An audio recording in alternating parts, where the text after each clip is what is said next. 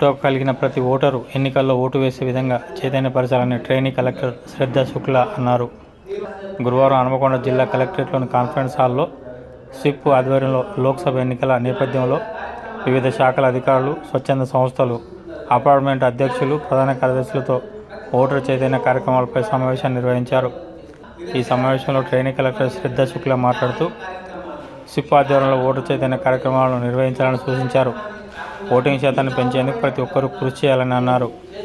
Voting శాతం తక్కువగా ఉన్న ప్రాంతాల్లో ఓటింగ్ శాతాన్ని పెంచేందుకు ఓటర్ చైతన్య కార్యక్రమం నిర్వహించాలన్నారు.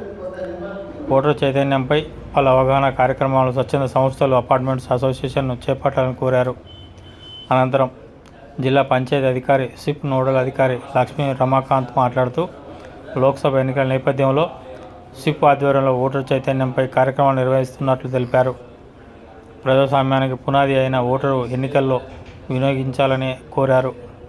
ఈ సమావేశంలో DRO Y V Ganesh, GWMC Kazipet deputy commissioner Ravinder, DMHO doctor Sambasivarao, MEPMA PD Bhadru, DWO Madhu Marima, bar association అధ్యక్షుడు శ్యామ్ సుందర్, ఇతర అధికారులు పాల్గొన్నారు.